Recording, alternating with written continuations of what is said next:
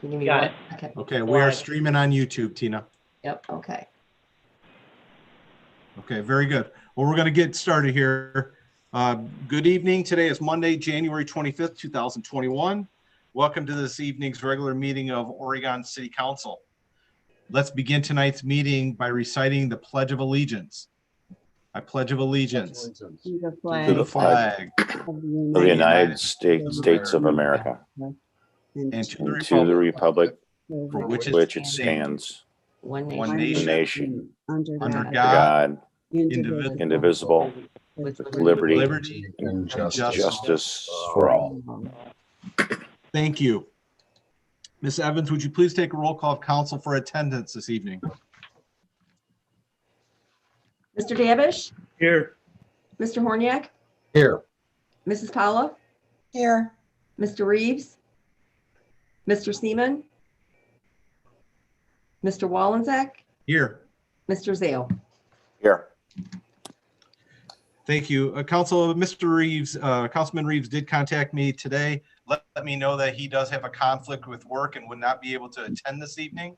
So I would seek a motion to excuse Mr. Reeves' absence today. Mr. President, Yes, Mr. Davish. so moved.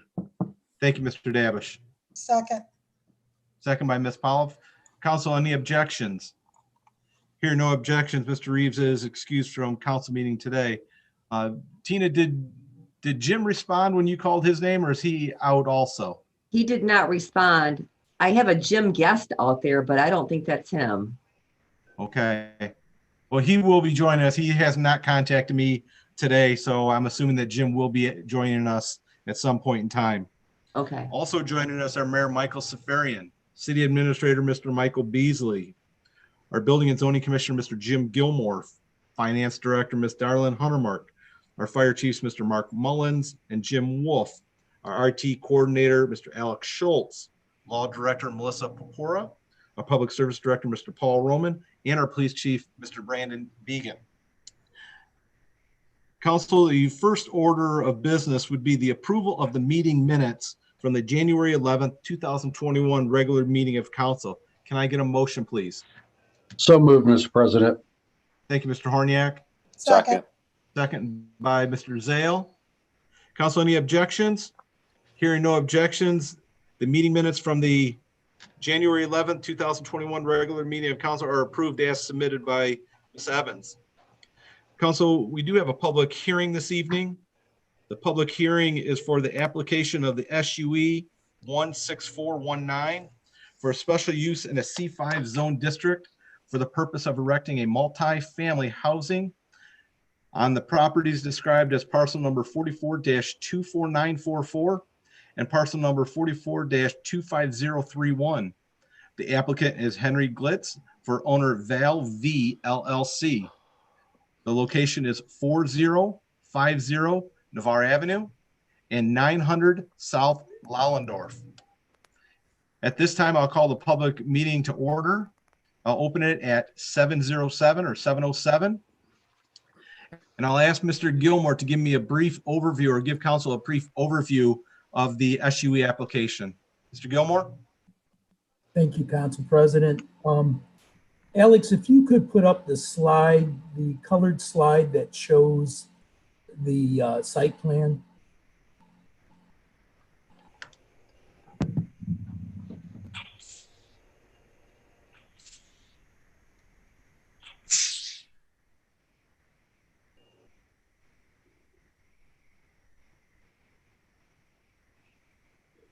That's it.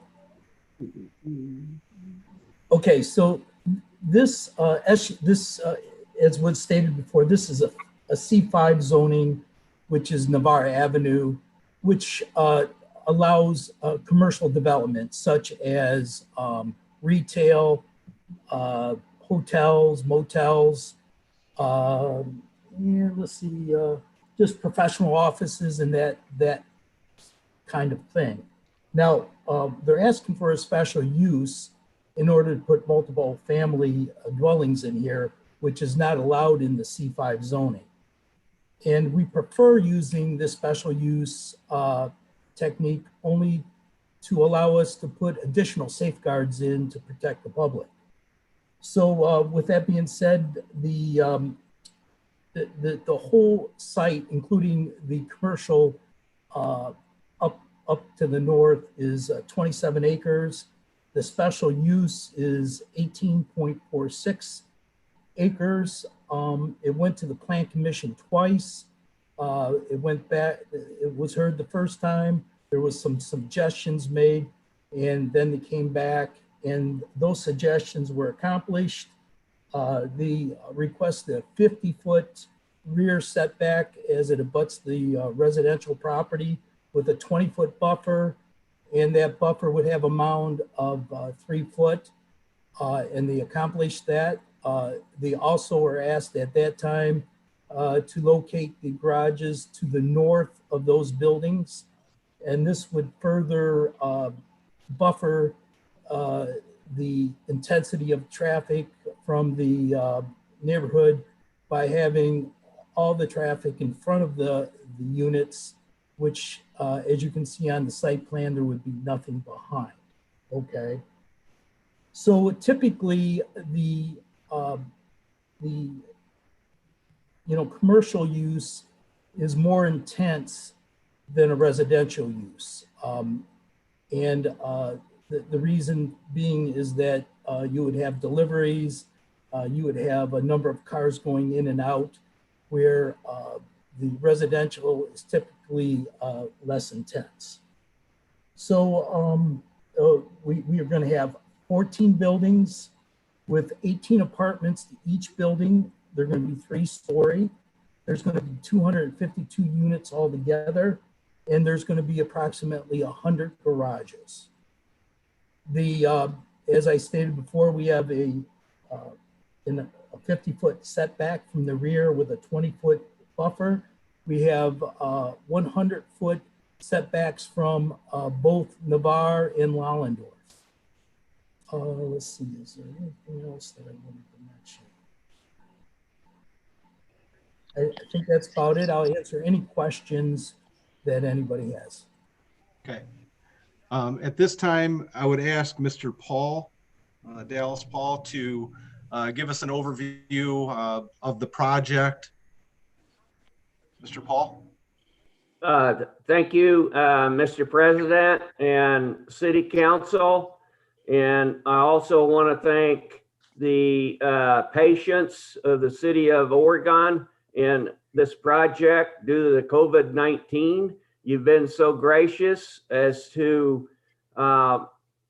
let's just say, delay and move this project continually forward in a matter of helping us to keep the rezoning, let's just say, alive. And I thank you very much on behalf of our clients. Having said that, let me talk about this upscale residential apartment community. As Mr. Gilmore has stated, the scope of the project is 14 buildings, 252 apartments. The things that were asked by us and representing the client, we have achieved in totality that was asked of us. And let me just re-summarize those as we walk through this project. The buffer that's facing the south and is contiguous to the residential community has been extended to 50 feet from the original 25 feet. And that was asked during the Plan Commission meetings that we had almost a year ago. The 50 feet then includes a 20-foot buffer, which is the landscape buffer, and that is 3 feet high, 20 feet wide, which is easily then maintained and mowed and without any issues on that behalf. And then the trees located. And Alex, if you could go to slide number 3.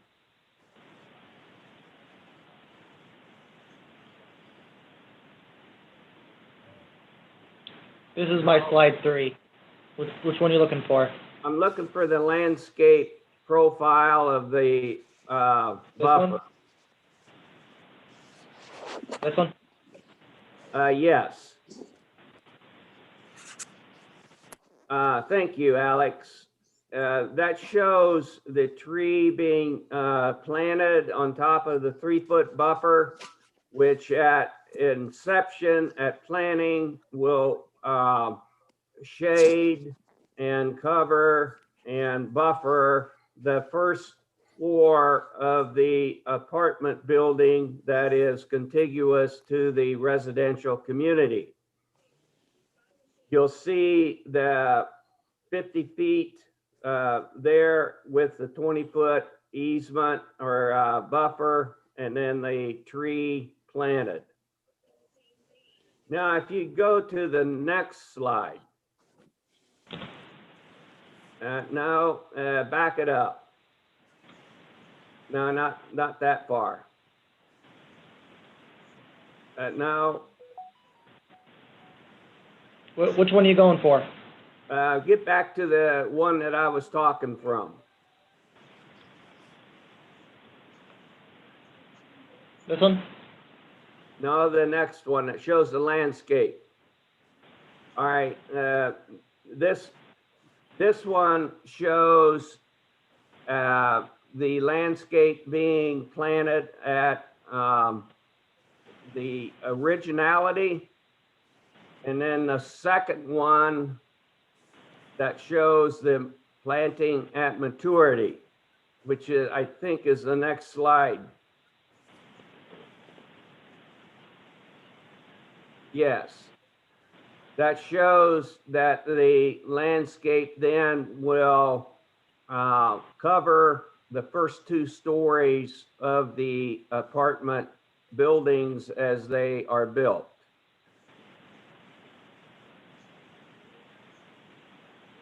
And go to the next slide. This is a rendering of the apartment buildings and how they would look, which is they're 3 stories. The peak is 50 feet. The actual apartments are 30 feet with, what we call garden patio type facilities that the apartment users can enjoy. Now, if you go to the next slide that shows the footprint or the floor plan of each apartment unit, you'll see that on each floor, there are 6 apartments. There would be 4 2-bedroom apartments, very large. And then in between, there would be 2 1-bedroom apartments, or 18 units per apartment building. We have adhered to all of the requests that the Plan Commission had asked us to do, and we are seeking a rezoning of special use from a C5 zoning that is currently in place. And if I may, just reiterate that the C5 zoning allows for multiple intense uses, such as high-rise hotels, intense retail, such as a Lowe's or a Home Depot, and lots of semis in and out on a 24/7 basis, on a delivery basis. This is a much less intense use with upscale apartments that will attract professional workers to the Oregon area, which with our apartment study has indicated that the Oregon market is underserved. And let me just elaborate on that a little bit. The apartment study, the latest new apartment community was built in 2009. It's 144 units. By the way the crow flies from this site and our apartment project, it's one or two blocks straight east, and it's the Redwood development. They are market rate rents. They are 100% full, and there is no other choices from what you would consider a apartment development that is of current construction standards, even though it's 12 years old. Our apartment study says that, as I said before, the Oregon community is underserved from a residential standpoint. We are bringing a project to the community, to the benefit to keep people in the Oregon community and not have to go outside of the community for residential use and living. The project is, as I've said, is market rate. There's no subsidies that are in the project, and we look forward to being able to participate and bring this project to fruition on based on your decisions tonight. And we ask that you consider and the rezoning from C5 to special use, and the project can move forward. Thank you, Mr. Paul. Yes. Thank you. At this point in time, we're going to initially limit to a couple minutes per person. And then we'll, if we have other questions beyond that, we'll circle back. But we're going to initially start at 2 minutes per speaker, so we can make sure everybody has a chance to speak. We will start with anybody that is here to speak in favor of the development. Ms. Evans, do we have anybody on the list that is speaking in favor of the development? You know, I don't have them written down as far as what they're going to speak about, but if there is anybody in favor, if they could just come forward now and announce their name and address. Mr. President. Mr. Sferian. And I would just like to state for everybody in attendance that I am here at the city building, and I have monitored if someone actually came here to because they weren't aware of the Zoom meeting, if somebody's here, just to be here in case someone did show up. Not only did no one show up, there's no one in the parking lot, but I've been watching that. And when it had been stated that when the planning commission renders a decision, the city council has between 30 and 45 days to act on the ruling by statute by the Ohio Revised Code. However, if the applicant does ask for consideration to extend that, we are permitted to allow that to go on, which is what happened. And this is something we have done in the past to honor the request of applicants. So I just wanted to state that, and the fact that we're making every attempt to try to get be available. So if people had comments to make on this, they certainly had that opportunity. This isn't our desire to have this meeting like this, but it happens to be the way it is. So thank you, Mayor Safarian. Ms. Evans, would you like to call the first person forward then? Yes, the first person that we have signed in to speak is Mr. Rick Orvitz at 951 Cardinal Bay. Mr. Rick? Orville. Yes, good evening, everyone. Just a couple comments and a couple questions. The reason I believe this property was not developed years ago was because of the natural gas line that runs from the south to the north through this property into Navarre Avenue and across Navarre into the area beyond. And I think that Mr. Paul was successful in getting an easement changed on that. Can Mr. Paul give us some information on that? Paul? Yes, I can give you some insights on the gas line easement. Just a background, when we first got the property under contract, the property had a blanket easement with the Columbia Gas. We couldn't do anything. We were successful in decreasing the blanket easement to a 50-foot easement with a high pressure line, and it actually goes right down the center of the property.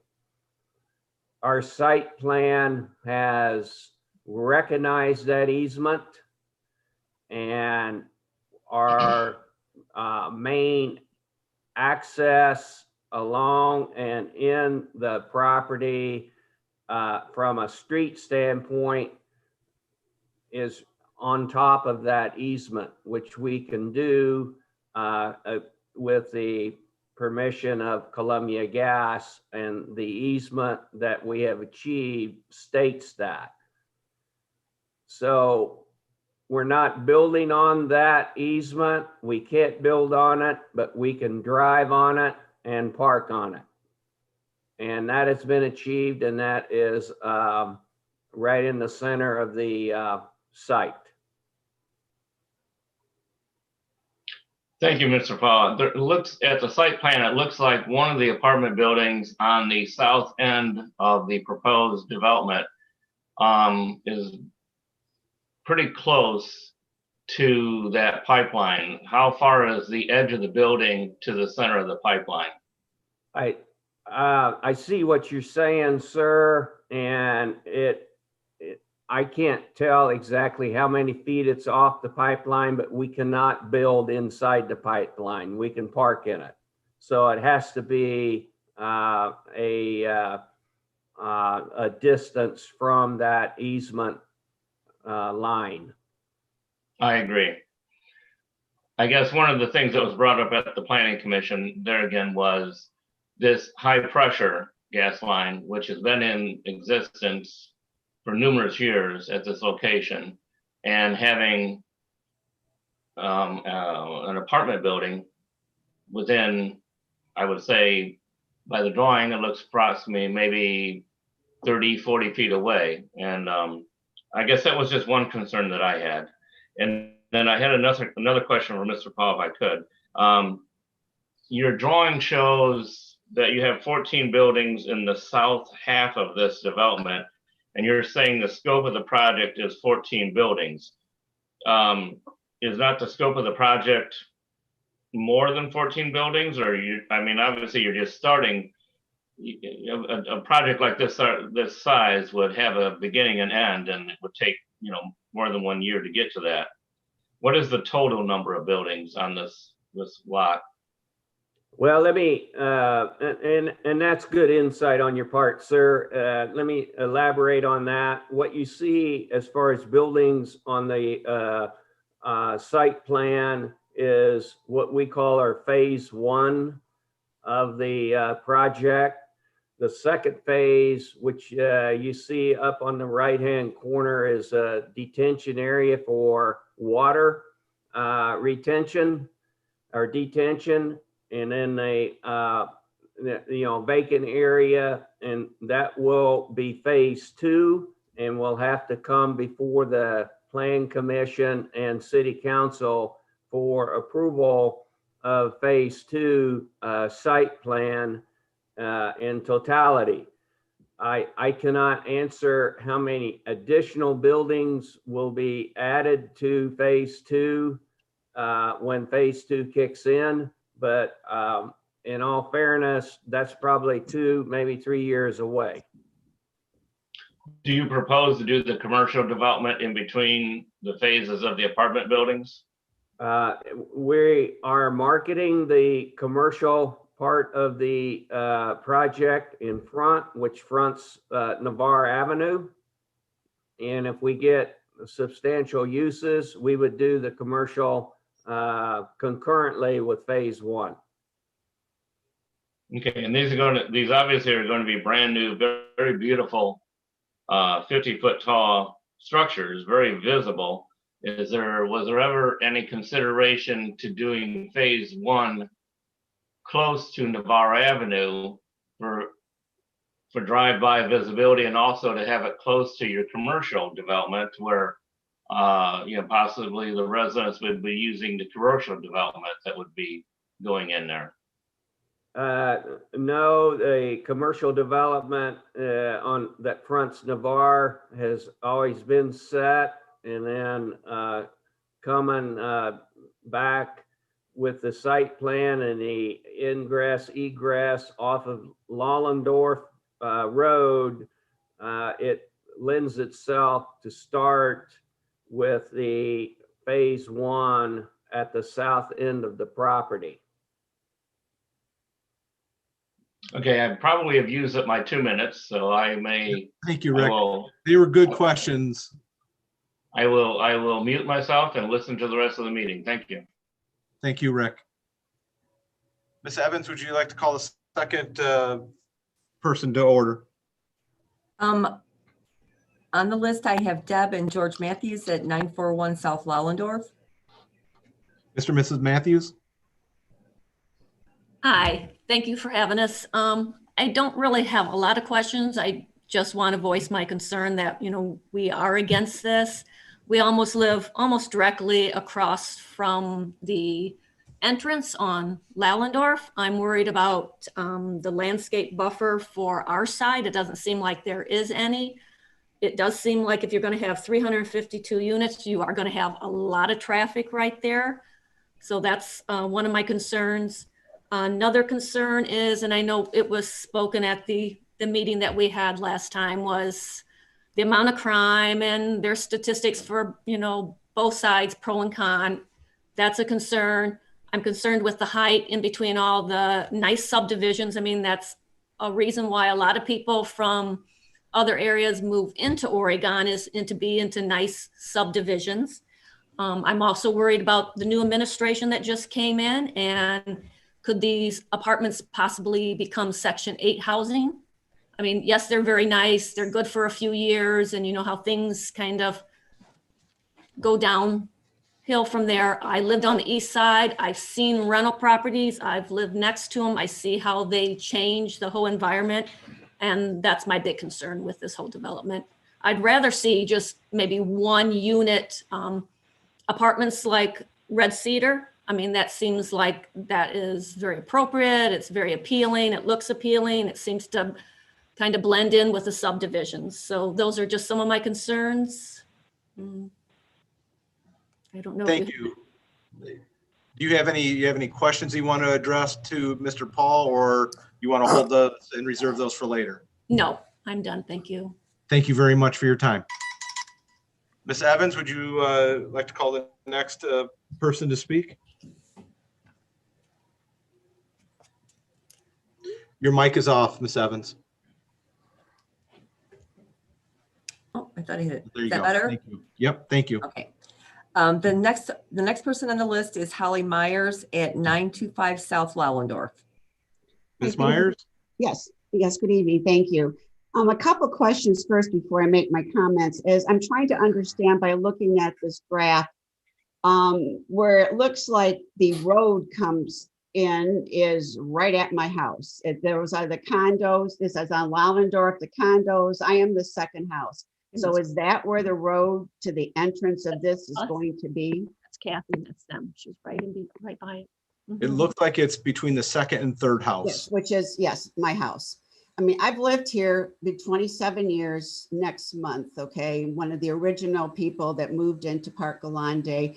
Just had my house appraised. It's a 250, and our neighborhood is 250 to probably $400,000 is the houses in our neighborhood.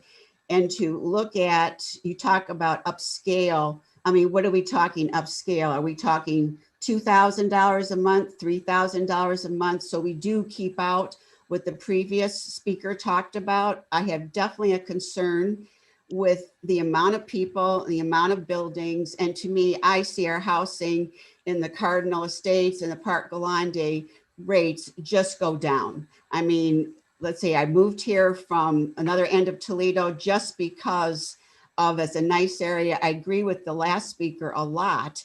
And I mean, right across my house now, I am going to have a road. I mean, why couldn't the road be put where the other road is at? I know it's closer to, there is Townhouse Road coming out, or there is the other road on the other side, but you're putting it smack in front of my house. And, or why don't we take an exit, enter it? I can't even get out of my driveway right now. And looking at this, if we have 252 units, we're talking a minimum of probably 500 to 1,000 people who are going to live over in that area. We already have flooding. Every time it rains significantly, the sidewalks in front of my house are flooded. So I'm not sure how we're going to be accommodating all of these extra people. And to me, you have just ruined the entire region, why most of us have moved to the Cardinal Estates and to, you know, Park Galande, because we want nicer houses. And I'm concerned also too. I mean, these apartments are nice looking, but we're talking 3 stories. I mean, I'll be looking smack in front of that, but the biggest issue I have is to put a road across from What do you want? How a you doing, Bubba? house is the worst thing you could do. Why can't we, if you're gonna do it, and I know we aren't gonna have any choice with this, why don't you at least put it where another road is at so we could put a traffic light or something? I will never get out of my house, never. And I agree with the other lady, I'm sorry, I forgot your first name, that I think those other apartments are conducive to our neighborhood. They're low story, they're not these massive high story things. And when I'm looking at my front yard, I'm trying to figure out, we're talking what, 20 feet from the road they're gonna be starting? And then there's gonna be the road smack in front of my house. I mean, I'm very much against this, very much against this. I mean, the design, and I guess too, I'm trying to figure out why they aren't going up a lot farther and they're starting right basically where the condos are. I mean, the condos are, if they could be possibly moved up, obviously that's not it because of, looks like the retention pond is there. But obviously very much against this for a lot of reasons. And I guess I would like to know, what do you consider market rate? Are we talking about, $1,500 a month for a 1-bedroom, for a, 2,000 for a, 2-bedroom, or what? Because I'm concerned that, just like she had also said, it may look nice now, but we're going to bring in, I'm sorry, riffraff. And that's not why I moved to Oregon and what I live and what I paid for my house. Ms. Myers, can I ask Mr. Paul a question and direct the question to him? What is considered a market rate for this development? Market rate is, first of all, without any government subsidies or anything like that, tax credits, Section 8 housing, or that kind of thing. I understand that, but what's The market rate based on our apartment study that was done a year and a half ago is in the 120 to 140 per square foot per month. So to equate that, if you have a 1,000 square foot apartment at 120, that's $1,200 a month plus utilities, At 140, that would be $1,400 a month plus utilities. Yeah, and I don't consider that upscale, to be honest with you, at all. And so a 2-bedroom is going to be less than 2,000 a month then. And we're living in houses that are, you know, 250, 400,000, and we're having people across from us in a, I don't know how many feet this is tall, paying $1,400 a month. This is not going to bring in my opinion, the young, you know, single person who's making the $90,000 a year. I mean, Oregon is a community of older people and families, and I don't see where the millennium people are going to come here. And to me, all we're doing is going to be decreasing the rates, and our traffic on Lollendorf is going to be a disaster. I mean, it's a disaster right now. And I'd like to know, why does the road have to be in front of a house? Why can't it be where the other roads are at coming out of our subdivision? Okay, Ms. Myers, at this point in time, I'll ask Mr. Paul to answer that, and then we'll move on to the next person. We can always Thank come you. back afterwards. Thank you. Thank you. The site plan with the apartments on the south dictated the road come out on Lollendorf at that location. And then there will be a second road when phase 2 kicks in that will mirror the current access road that's north, right next to the retention pond. Mr. Wallenczak? Mr. Mr. Wallenczak, Beasley. Michael here. Yep. Yeah, I just wanted to note for the record, I guess for Mr. Paul and for anyone listening, when we say phase 2, there will only be a phase 2 if some future plan commission and some future city council agrees to it. Only phase 1 is being approved right now. I just want to make that clear for people, that if this were to be approved by the council, there would only be a phase 2 if some future council chose to think it was a good idea. So I mean that unless I'm missing something, there's the only thing that's in front of us is phase 1. Is that, so we all understood of that, right? Yes, I understand. And they'll actually have to come back if on the commercial side also, correct? Yes. Thank you. Ms. Evans, would you like to ask the last group to speak? Mr. Chairman, or Mr. President. Yeah, Mayor. And Mr. President, you did say they'd have to come back for a commercial development. That is not really true, because it's already zone C5. So the stuff up front would permit anything C5 permits. As long as they go C5 Correct. acceptable stuff. That is correct. Sorry, thank you for the correction. Okay, you ready? Yes. Okay. Our last person on the list is Henry and Jan Wazakowski at 4105 Pickle Road. Henry and Jan, please. Correct. Yes. Yes, we're on. Can you hear me? Yes, sir. Yes, sir. Okay. We're the property that's backs up to the extreme southern portion of this property here. And we have at least 3 concerns right now. You say the building is 3 stories, but when you look at the rendering and the roof area, the pitch of the roof and everything, it's looking like it's closer to 5 stories.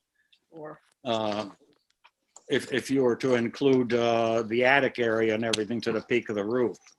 How tall is that? And is there a possibility that could be cut back to 2 stories instead of 3 stories? It looks an awful lot like the house that just, or the building that just went in to the east of the senior center over there, which is a humongous building. I think that's 3 or 4 stories. Okay, 2 concerns that directly access me are my property is from Pickle Road to that property line is about 5 acres. And I have no other access. It is only 165 feet wide. And I have no other access to the back of the property other than my own driveway. And I would like to be able to dispose of some point in time of that property into perhaps future housing. And I would like to know if in the southeast corner of that, where the road curves around and the southernmost property is, whether you can extend a right of way there that would access my property for the purpose of other future residential properties. And then I would like to have a fence between my property and that property. Fences make good neighbors, and I've already been having problems with some people not regarding where the property boundaries are, and they're riding four-wheel vehicles out on my property and throwing their refuse, and including chairs and things, out on my property. And I'd like to get that cut back by having a fence between our properties. Is that all? Yes. Okay, I have a couple of questions. First of all, your water retention swale is to the north of the property. I'm concerned that with all this building coming on what was essentially farmland, we're going to get a lot of runoff and have the back end of our properties flooded now. The second thing is, you said upscale at $120 a square foot to 140. I agree with Holly, that doesn't really sound upscale at all to me. And then the height of the building I'm concerned about. I think that's very high. And the population density for 14 buildings, like Holly said, is between 500 and probably 1,000 people. And that's really increasing the density in this area from what it was. You have a kind of rural area. I mean, yes, there's subdivisions, but they're surrounded by a lot of rural area. And now you're putting in 1,000 people where before there was nobody. And that greatly concerns me as far as traffic patterns, crime, just malicious mischief and all of that. So that's where I am. Thank you very much. Is there anybody else that wants to circle back and ask another question before we move on to council? If I could, please. I'm sorry. Rick? Yes. Yes, Rick, go ahead, please. Couple questions for Mr. Paul. Looking at your landscaping design, can you tell me the approximate spacing of the, you said that they were cedar trees. Can you tell me the approximate spacing of the 6 foot?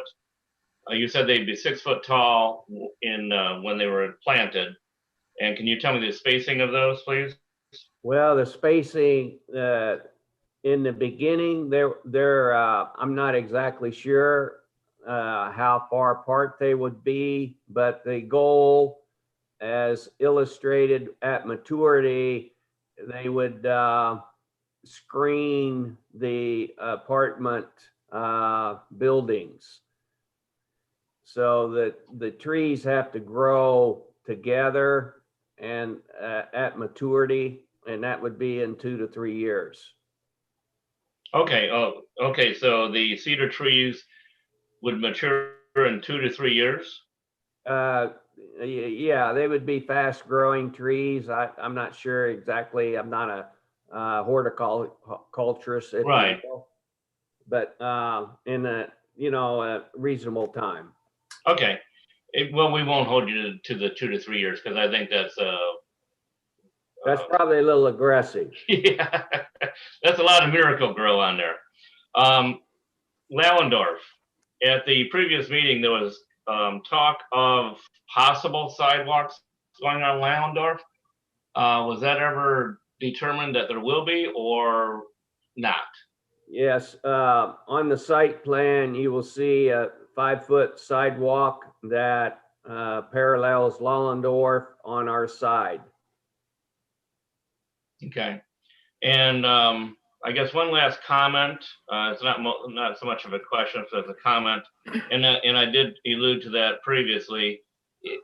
Speaking for all of the people that are on the south portion of this property, we would all appreciate it if phase 1 was actually in the northern half of this property, close to the commercial development, instead of leaving approximately 8 acres in between this property and just brownfield, in between this property and the commercial. To me, it would make more sense that the phase 1 would actually be close to the commercial development and tie into it, and then leave the second phase to the south, which is having more of an impact on the existing residential area. That's just a comment. I understand that you have the site plan already for the phase 1 in the southern half. And that was about it for now. So I will turn the meeting back over to whoever. Yep. Thank you, Mr. Orvitz. Holly, could I ask one more question? Yes, Ms. Myers. Does there have to be an entrance to this property from Lollendorf, or can they just be an entrance on Navarre Avenue? Mr. Paul, Mr. Gill, who can answer that question for her? Mr. President. Mayor? Mr. Roman's here, is he not? Yep. And Yep. Mr. Roman is our traffic engineer, and I know that did come up in the planning commission, and the desirability was, I know, to be on Navarre or on Lollendorf Road for traffic engineering, and I believe he could probably speak to that the best here. Mr. President, if I could go ahead. Yeah, Mr. Roman. Yeah, our preference is for traffic to go out to Lollendorf because there's a traffic light at Lollendorf and Navarre. And if you look at Park Allende with the bank and, the condominiums there, they were all designed that way. And this should be as well. Now, we do like roads to line up. We like new roads to line up with existing roads. So I know that was the comment earlier. And I do remember seeing the original drawings where they had the road along the detention area lining up with that existing road. But we do like the idea of 2 access points to Lollendorf just to spread some of that traffic out. But in general, you really don't want all this traffic going out to Navarre, just simply for the sake of left turns. You really want to route them to a traffic light at Lollendorf. So that's it. Thank you, Mr. Roman. Mr. President. Mayor? And I would like to address some of the traffic concerns that came up with some of the residents there, and what happened at the planning commission, and remembering that whole parcel is zone C5, and if you have all those apartments developing, and you have roughly 400 to 500 cars that could be coming in and out, that actually even though it sounds like a lot, it represents a smaller number, quite smaller than if that property would develop as C5 for the whole parcel. And as you realize, retail businesses depend on constant traffic coming in and out of the stores, and what I was believing that there would create thousands of cars to come in and out every day versus the 400 or 500. So even though there would be certainly a traffic increase versus a vacant field, if it were to develop as the zoning is currently, it would be a bigger number than what the apartments or residential development would bring to the area. So that's something we faced at the planning commission. one of the things when the concerns for traffic came up, why we still did pass it at the planning commission as traffic concern. We thought was, although we understood it would increase, it would not increase at the magnitude that it was, the zoning exists in it currently. Thank you, Mayor. I have a question. And who is that? Who is speaking, please? George Matthews, 941 South Lallendorf. Mr. Matthews, go ahead. I haven't totally resigned myself to the fact that this is going to happen, but in the event that it does, small things like during construction, who's keeping the Lallendorf road clean? Because I mean, anytime you have any kind of construction, you have a lot of mud, that sort of thing out on the road. So I'm wondering who is going to be responsible for small things like that? Mr. Roman? Mr. President, between building and zoning, he'll be doing the inspection in general of the buildings, everything else. We watch over the public right away. So just like any, some people will call in, we'll notice it ourselves. I drive Lallendorf 4 times a day. If we notice dirt on the road, we require them to sweep the road and use a wet vac, in the warmer months. But otherwise, the minimum is to keep the road clean. So we do watch over that. Thank you, Mr. Roman. Mr. Matthews, do you have any other questions? No, that's pretty much it. All right, thank you. Thank you. Dennis, Ms. Evans? I've got 3 in the chat, and I think I can go in and click on it, and I can just read you what's in there. And then I also have Tim's iPad has his hand raised. So maybe I should unmute him first. Yeah, why don't we go to Tim first? Okay. Hi, it's actually Debbie Melikowski on Warner Way. What's your address on Warner Way? 4003. Okay. I have a couple of questions. First, what is the square footage of the 1-bedroom and the square footage of the 2-bedroom, the planned square footage? And my second question is, if these are upscale, what makes them upscale? I mean, what are the amenities? It doesn't look as though there's a pool, there's not a community house. Is there a laundry facility, playground, anything that, you think you're going to draw people in because it's upscale? I don't see that.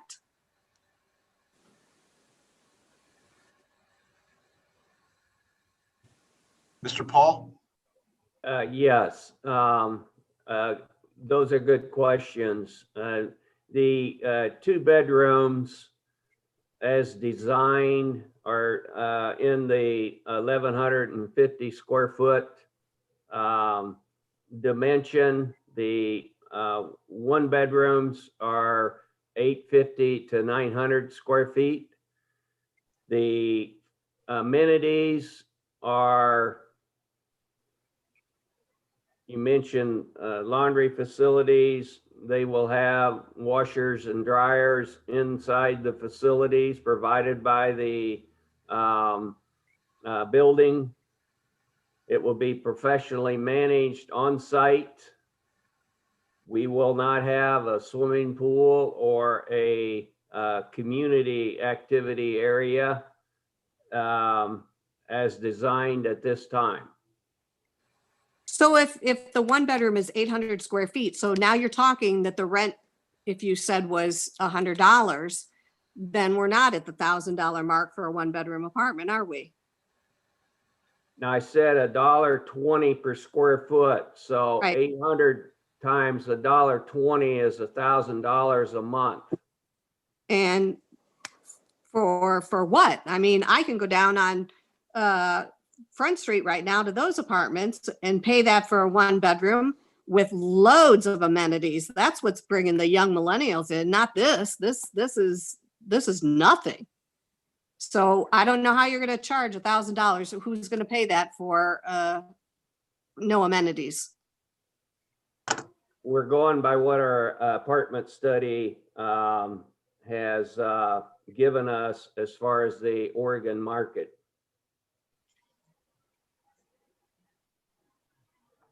Yeah. No further questions. Thank you, Debbie. Is there anybody else before I close the public hearing, turn it over to City Council? Is there any other comments from any of the individuals that were signed in to speak? Yes, there is. Okay, This is Henry Wasilowski, Mr. Wasilowski. 4105 Pickle Road. And I raised some points here and did not even get a response by anyone to my questions here. As I said, I would like to have an access right away to my property from the southern end of that. And no one said anything. And I'd like to have a fence between my property and that property. And no one said anything. Yeah, that would Get be a something response that of some sort. that would be something that would have to be worked out between you and the developer, Mr. Paul.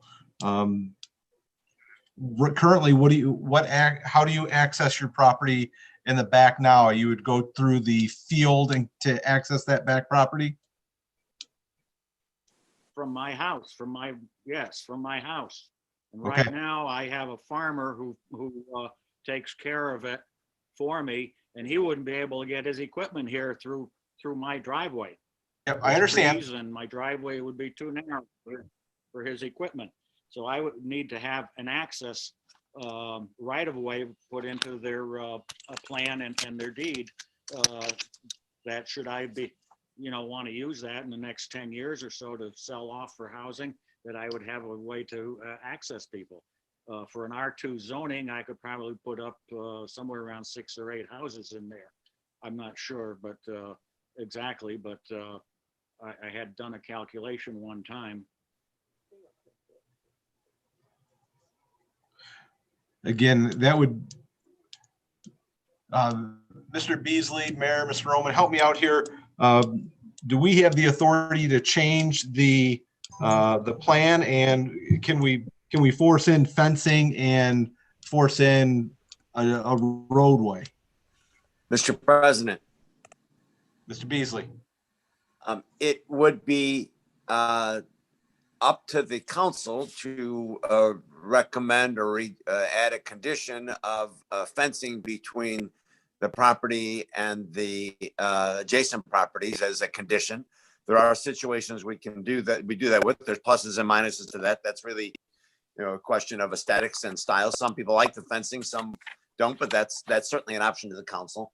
It is not typical for, and I'm not familiar with the challenges of access there. That is typically something that private property owners work out. It's not typically the case that adjacent property owners provide access. There's this land I think has been privately owned by someone else for a long time, and I don't know if you had an agreement with those previous owners. That's something typically that property owners work out privately.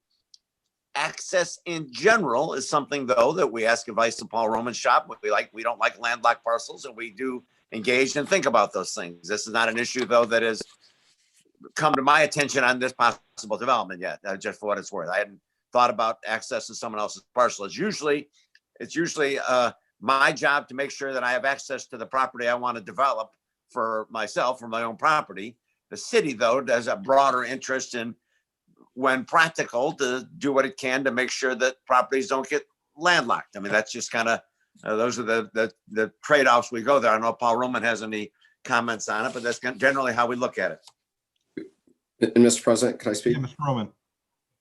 Yeah, we can encourage cross-access easements. We can, but we can't necessarily require it.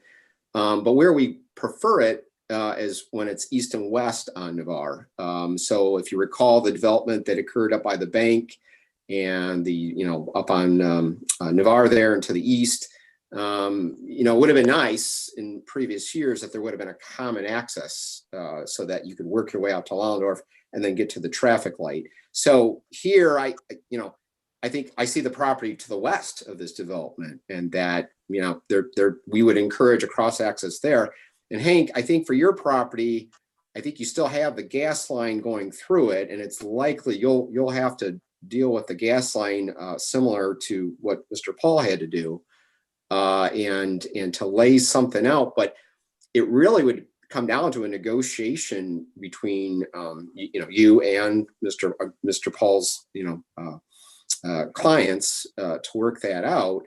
I think when we encourage the cross-access easements, it's to limit the number of drives out to Navarre. That's why we do that. Here, to be honest, I don't know if it is serving public purpose to connect it. I guess if Hank, you really are planning to develop that as residential, yeah, it'd probably be worth connecting. I can tell you if that was C5, if the property did develop as C5 and your property remained residential, we would not recommend a connection. So I can tell you that. Well, I just have that one strip. It's 165 by 1,200 feet wide, and there's nothing else I can do. There are houses on all the adjacent properties on both the east and west side. And other than that, it'll become landlocked. And like I said, Bill, what was Bill's name? Bill Meyer, former councilman, does the farming on it now. Now he's not going to be able to get access once this goes in over here. And I would have no way to get his equipment because of the large size that he has to help maintain my property. And it would behoove me to then see if I can sell several lots and get out from under. Mr. President? Yes, Mr. Roman? As I remain landlocked. Hank, did Bill Myers have permission from the owners of this parcel to I'm assuming he had some sort of access agreement to it. I mean, no one's taking away any more access than what you currently have now. I'm just assuming Bill likely used this property off of, the northeast corner and just did his business, or he had some sort of permission from the landowners to use it. But theoretically, your property is not losing access. It still has its access off of Pickle. It's just that Bill likely used this field to get access to that farmland. Now, whether he had that permission or not, I don't know. Now, he could still work out some sort of permission. And again, that could be worked out with, Mr. Paul's clients to keep access for the farmer, so that'd be something for you to negotiate. Really. Right. That whole area, though, your whole property was farmed. He had crops in there and he had soybeans just this past summer and all the way to Lallendorf. To Navarre Avenue. And as a convenience to me, he came down and did my property as well as a property adjacent to me owned by the church. So, okay. And that kept it reasonably clean. It didn't have a lot of overgrowth in it to go back. Mr. Roman? Yeah. Mr. Roman, in speaking about that landlocked property or the property that Henry's talking about, would there ever be a desire for the city to need a retention basin in that area for drainage? Well, in general, a lot of the drainage goes north, and I think if Mr. Wazlewski was going to develop that, he probably would have detention in that north part of his property. And like I said, there'd probably be some similar easement for that gas line going through his property. And Mr. Wazlewski would have to do some planning, again, setbacks and zoning and, whatever else he could, try to figure out what he could develop there. But to lay it out, detention likely would go on his north side, just like Mr. Paul's showing the detention on the northeast corner. That's likely the general fall. I know there was concerns earlier about drainage. I just want to, I guess while it's on my mind, even though the detention is there still be swales along the common lines just to make sure everything drains properly, just to make you aware of that. But yeah, really, it would come down to Mr. Oskely really planning out what he can do with the width of that property and with that gas line, and then trying to figure out what would best work, and then working with the property owners that, Mr. Paul represents to, work out an access if that's what he's really planning to do. That would be the best. And, it's possible that, with the apartment development, the farmer could still use some sort of path through there, but that again would be up to the property owner's, decision to allow that. So hopefully I answered your question. Access for farming is not the primary concern. It's just access Right. to be able to do something with the property that is of more value. I don't know if there would be interest, since there was things expressed about having a common property for pool or playgrounds and things. Whether they would be interested in buying part of my property for that purpose, or the city would be for putting something in there. But All it's probably a gross, my gross area is 5 acres. I want to save about 1.5 acres here with the house. And so I would have probably up to a maximum of 3 acres, 3 or 3.5 acres available. Okay. Thank you.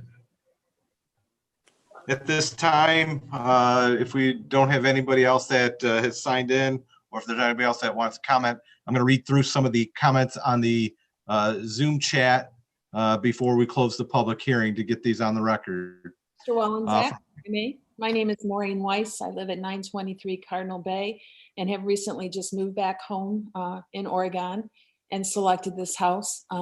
My concern here, in addition to everything that has been said this evening, which I agree with, is the height of this building, which will block view of sky, sunrise, sunset, affects gardening and plant growth, affects temperature and climate. And I'm very concerned about the safety impact of the size of the traffic and the population in that small area. I appreciate the fact that we're looking for tax dollars to support this community, but I also appreciate the fact that find another place to build this albatross. It does not belong in a residential area, and Navarre can't handle that traffic. I mean, the number of cars on a daily basis coming and going, the school routes for children, I'm very concerned. I'm very disappointed if this goes through. Thank you. Thank you. At this time, I'm going to go ahead and read the items that are in the group chat so they become a record. From Karen Eversman. We are at 1105 and 1113 Lauendorf and are also opposed to this. We have been here each for over 50 years and the traffic will be unacceptable. Has there been a traffic study? Mr. Roman, has there been a traffic study? No, Mr. President, there's not been a traffic study to study this development.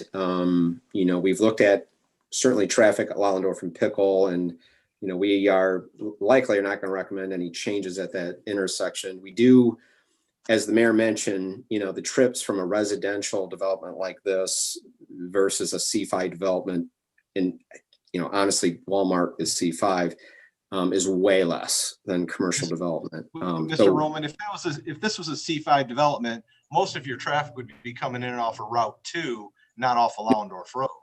No, that's not true. We would try to route that traffic to a light, which would be Lauendorf, or depending on what would be coming into that C5. If we were talking like a Walmart, which I'm not saying we are, but if that did come in, it could be a new traffic light on Navarre. Okay. But without a traffic light, we would route them to Lauendorf to use that light. And this is northern I would assume that would be more northern in this lot as opposed at the back end of the south end of the lot. Correct. And I can still recall the what was proposed for Home Depot, and it was a big parking lot out front. And I don't know if they necessarily had a traffic light, but then they still had storage and parking in the back, and you would have trucks and so on. So no, but I'm just saying the whole idea here is to use the Lauendorf to get to that traffic light, and that's to make a left turn onto Navarre. You don't want more drives on Navarre making left turns. That was the problem to the west by Wheeling. That's why we put the median in to prevent the left turn movement. Okay. So if you can get traffic to go to traffic light, such as Allendorf. That's what you would want. Okay, I'm going to read the next note. If this was all commercial, it would be coming from Route 2 Navarre Avenue, not Allendorf. The reason why no commercial building has come into this land is because of the pipeline. Is that correct? I don't know if that is correct or not correct. I can't speak for it, any person that has owned this property prior to this. But Mr. Beasley, Mayor, Mr. Roman, you guys may be better suited, people that have come forward to the city to potentially develop this property. Has that always been an issue, and has that scared people away in the past? Mr. President. Yes, Mr. Beasley. Yeah, just in general, obviously the presence of that gas easement does shape the development at the site. It is not an obstacle to development to commercial side. I know this was the site that Walmart intended to go, I don't know, might be 15 years ago now. Home Depot. And I'm sorry, my apologies, Home Depot, 15 years ago. They understood that they could have built it without any problem with that gas pipeline there. It just shapes where you put your parking lot versus your buildings and your driveways. The gas, does shape what goes in there, and that is a factor, but it's not been something that has kept commercial development from happening there. And it's just been timing and duration. At this site in general, 15 years ago, there was expectation, and there was very close to happening, both a Home Depot and a large mid-sized box soft goods store was going to go right next to it. That was the plan. I wasn't in Oregon then, but I was county administrator at the time, and I was very engaged in the discussion. That was the plan there, and that would have been certainly, as someone said, there would have been a lot of traffic with that, both onto Navarre and onto Allendorf. It would have been many times the traffic outflow that this would be. But I mean, those are factors. I mean, if I'm a neighbor, I'm thinking about those things as well. But the gas pipeline shapes the development. It's not been a tremendous obstacle to it. Okay, thank you, Mr. Beasley. I'll read the next one, again from Miss Karen Eversman. This is a very sad thing for the city of Oregon. From Tim's iPad, which I think is Debbie. Debbie writes, there are a lot of empty spaces in Oregon that are not encroaching established neighborhoods.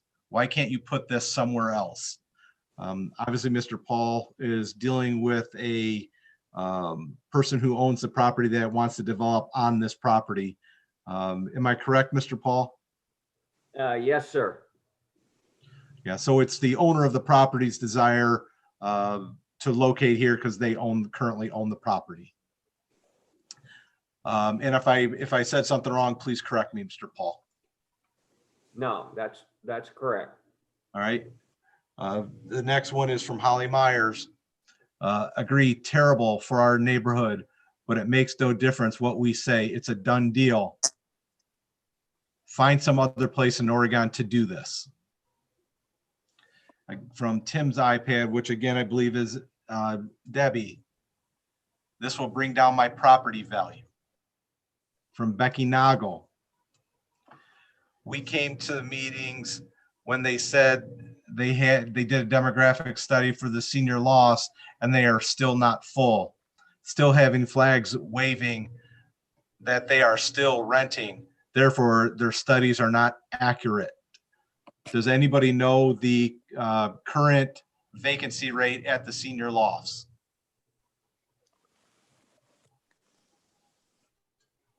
Mr. Beasley?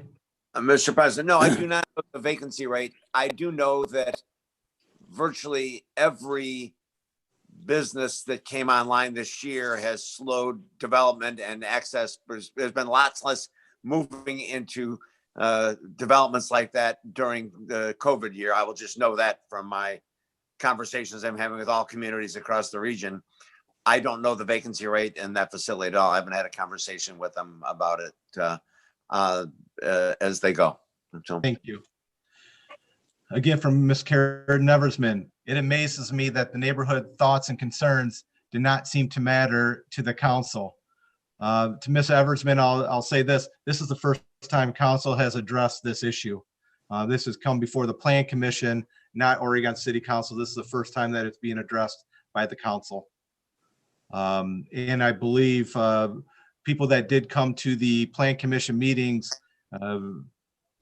their concerns were addressed by Mr. Paul, I believe. I'm not sure if everyone did or not. Every concern did get addressed.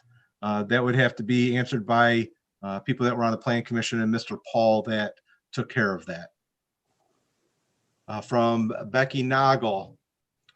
So if these apartments do not get fully rented, then they will reduce the rent. And that is the big concern. The apartments in Perrysburg, they said, have many more amenities than what this is offering. And they are losing people to downtown area, lit, the loft, the Marina loft. Again, I can't address that. I appreciate you giving me that information. Does anybody know about the Marina lofts and the number of residents that live there? I know we have some people that work for our city that do rent from that loft space, and I'm not sure how busy that is or not. I don't know, Mr. Paul, did you take into consideration the other apartment units that are coming online? The Marina Loft is renting very intensely. I don't know exactly where they are as far as vacancy, but through the COVID, the multifamily industry has had its ups and downs, and now it's back on track and on an upscale or upward trend. Let me address the occupancy of the city of Oregon. The apartment study took in consideration 18 different communities, over 1,800 individual apartments, and this was done before COVID. So please understand that. But the average occupancy of the 1,800 units of the 18 different communities was 98.6. That is considered to be over 100% occupied because there's at least 2 to 5% movement between users in the various apartments as they go. The most up-to-date community in the city of Oregon, which I mentioned earlier in my comments, is the Redwood development, which is 144 units. Their average rental apartment is from $1,200 to $1,400 a month. They are at 100% occupancy and have been with a 6-month waiting list. So that tells us that there is a demand for apartments and market rate apartments in the city of Oregon. Thank you, Mr. Paul. I'll move on to the next one. This is from Holly Myers. Lollendorf does not need this traffic. I think the city of Oregon needs to buy the 2 houses that the new Lollendorf comes into. Okay. I don't know how to address that. It's not the city of Oregon's development. I don't think the city of Oregon would have a desire to purchase those 2 properties. Am I correct in saying that, Mayor, Mr. Beasley? Mr. President? Yes, Mayor? That would be a very accurate statement on your part. I did want to address one other thing that came up about the city of Oregon may be going after tax dollars in this arrangement here. That is actually not true, because every residential development is not an asset to the city of Oregon. It's more of a liability. In essence, property tax that we get, the city of Oregon gets about 5% of the property tax. It would not even cover garbage pickup for any of houses or snow plowing or road repair, whatever. But actually, an apartment complex is a little less of a liability because they have their own private roads and take care of them themselves. A lot of them have their own garbage pickup. So, but the point made that the city is after developments like this because it helps their tax base. It is not true. It helps their population, which may help retail growth in the city because there's more people to support the retail, but to support the city, that just isn't true. Okay, thank you, Mayor. Then the next comment, isn't it interesting that all the comments of the residents is negative towards this project? I can only hope that council will take these comments into consideration before moving forward. Next comment from Ms. Noggle. The housing market is fantastic. No home stays on the market much longer than 3 months or less. Redwood is in more demand for they are single-story ranches with which attract the older people. This from Holly Myers. Maybe the developer needs to buy the houses since you have just ruined our property value. Okay. At this point, I will close the public hearing at 8:25. Mr. President? Mr. Orvitz? Yes, if I could take up just a couple seconds of the council's time. Just wanted to bring attention to the fact that Redwood Development, they started their phase one closest to Navarre Avenue. The Senior Lofts started their development closest to Navarre Avenue. But this contractor, this developer, is choosing to start his closest to the residential area and will do phase two after they see the occupancy rate and the profits from that. So phase two may or may not happen in the future. I'm sure it will in some year, but it may or may not happen within 2 to 3 years or even 5 years, depending upon the market.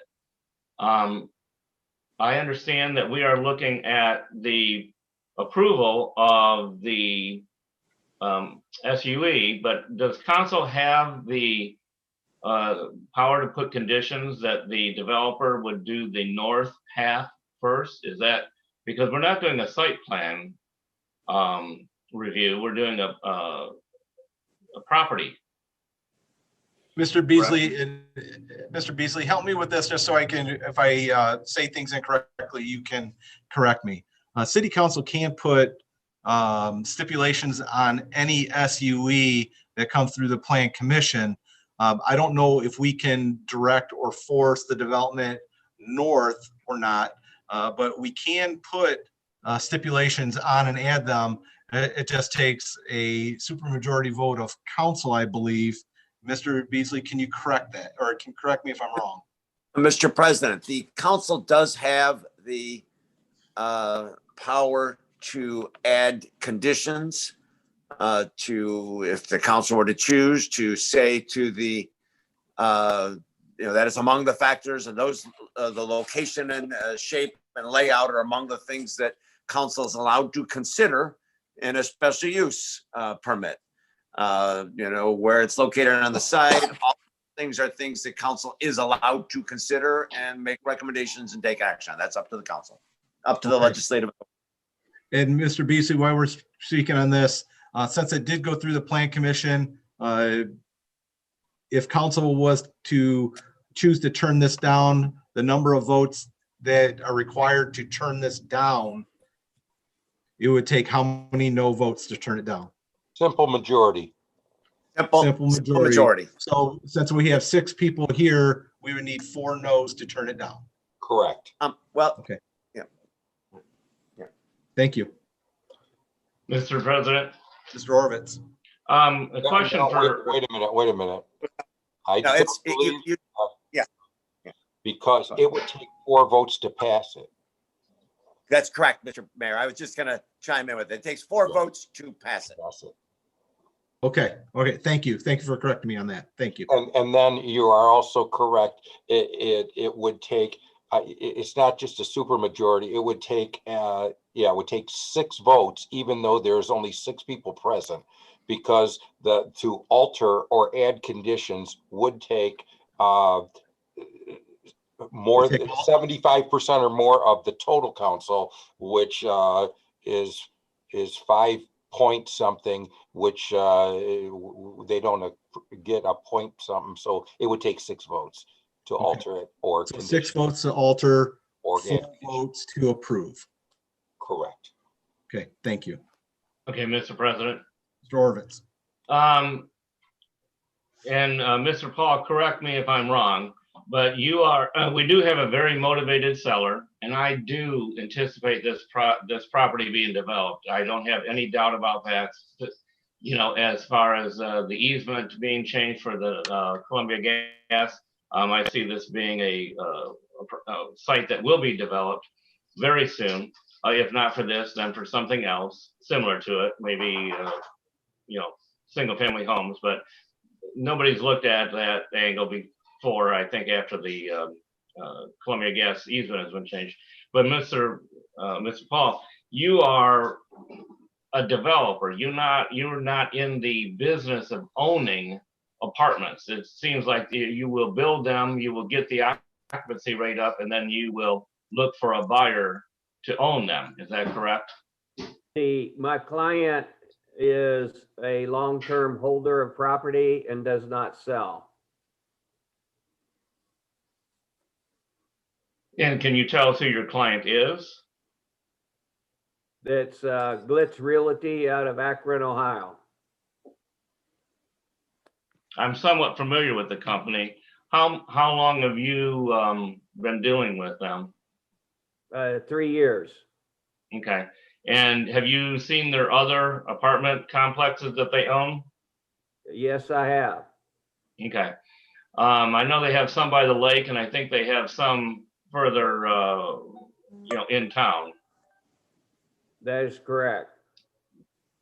You want to go online, look at the on their website of Vermilion Shores. Right, that's the one by the lake. Yeah. And then they are in the process of building units in Gallion, Ohio. Okay. Thank you, Mr. Paul. Mr. President, I am urging council to put a stipulation that the development on this particular project be in the north half of the acreage butting up to the commercial, and that the second phase of it would be to the south half. That is a request. I'm not sure what we can do about it, but as a request, I think would ease a lot of the concerns and comments that you had heard from all the residents around this project. It will not ease all of them, but if you went to the north half, their exit road will line up pretty much with the road that goes into Park Glendale. And then, of course, it would be right next to the commercial development, which would be, you know, in my opinion, a plus to have residential and commercial right next to each other. But thank you very much for your time. Thank you, Mr. Horvitz. At this point in time, I will close the public hearing at 8:32. And I'll ask council if they have any questions for Mr. Paul. I will start before other people at council. I have some concerns on this project. I too am questioning the desire to seat these at the south end of the property, right up against the neighborhood, and leaving that gap between the commercial development, because if, say, it doesn't fill up, then you're going to have 5 to 10 years of vacant space there, where if you started at the northern end up against the commercial, you would essentially have 5 to 10 years for the neighborhoods to become accustomed to seeing a 50-foot structure right outside their window. And Mr. Paul, I don't know if you have anything you can address as to why it has to be pushed to the back of the property. Again, they took into consideration, my client took into consideration the whole area, recognizing that this project had to be phased in and not all built at once to put that much product on the market is not economically feasible, nor is it conducive to how the absorption rate would go in the market. Mr. Paul, I'm not asking about developing it all at one time. Why can they not develop the northern half of the residential apartment complex and leave flip phase 1 and flip phase 2? Why can they not, or why do they have a desire not to do that? My client wanted to develop the south half first. Okay, thank you. Mr. President. Mr. Mayor. And I can only speculate. I'm thinking if I own that parcel, I would think it would only make sense to go with the southern part first, because if you don't choose to go with the second phase and you have a retail or a commercial development, you can bring the commercial all the way to it still. But if you build that and decide to only go with one phase, you kind of lose the ability to use the rest of that property. You know what I mean? If your retail would be out to. Mayor, you're saying that if that space is open and you're not going to fill it with retail, you can essentially double the size of your commercial development. Correct. Or push those to the back. You have that option. Me as a person in the city, quite frankly, I'd rather not see the second phase and it all develop. The rest of it develop with commercial, because when the tax dollar came up, that does help us versus more residential. So that keeps more options open. Just way I see it. To me, what you guys do is certainly, your choice. I'm just saying, if I own that parcel, I would want to develop the south part first, keeping more options open for the northern parcels, for the possibility that I don't do residential development and put the rest of it as commercial. I would concur with that, Mayor, in that enables in the future maximum flexibility to accommodate potential new development, not only from a commercial side, but possibly a residential side. You're not locking yourself into a situation. Thank you. Council, is there anybody on council that has questions? Mr. President. Mr. Horniak. Yes, I have a few. The question you asked about development of the south of the property, and I think the mayor's explanation was right where my head went to. If you're developing this property and you develop in the middle, you subdivide out the parcel, and I would think that the owners are looking for the most flexibility to what will bring development into, I'll say, the entire parcel. So I'm just echoing that. That's, again, my personal feeling on why the south side versus going to the north side. So I guess my first question, and I have a few for Mr. Paul, is in consideration of moving to the north side, is that something that basically stops this project? Yes. Okay, fair enough. My other question is on the facade of the buildings. And if we could go back to the elevation, the color elevation, thank you. So this is a 3-story apartment complex. But the overall height, you said was 50 feet or approximately 50 feet of that top roof line, top roof peak? Yeah, to the top of the peak of the roof. Why the height? Why would a 3-story building need to go to a 50-foot peak onto the roof? Well, I'm not a designer. This is how the buildings, and he's developed this type of building in other markets, and they're very attractive and accepted in the community. 3 stories is approximately 35 feet high at the eave, and then you put a pitch on the roof that accommodates that type of structure. Right. So that space that would be above that, is that unused dormer type of space? Is that what I'm to assume? Well, yes, it's not habitable. Is it proposed to be an area for use? No. No. So it is not a public access area of this particular building? No. Okay. Because my curiosity is whenever you increase roof pitch to this nature, you're adding cost.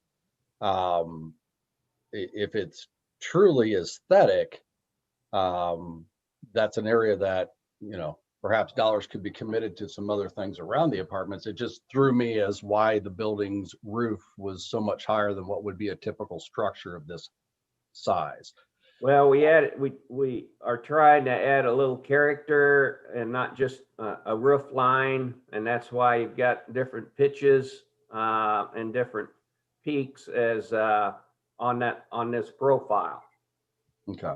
Well, that was my concern, was whether there was a planned use for the dormer space. I was hoping we weren't going to hear that that's where laundry facilities might be housed or some other areas.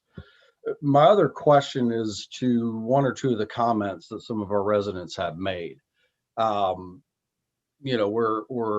quote unquote calling these upscale apartments, and by all rights, they certainly look like they are nice in layout and design in areas.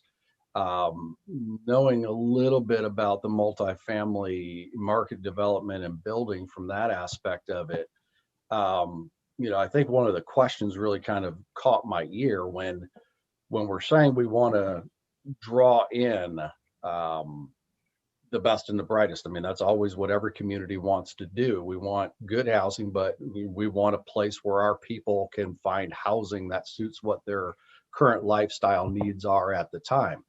There isn't a pool. I don't see a dog park.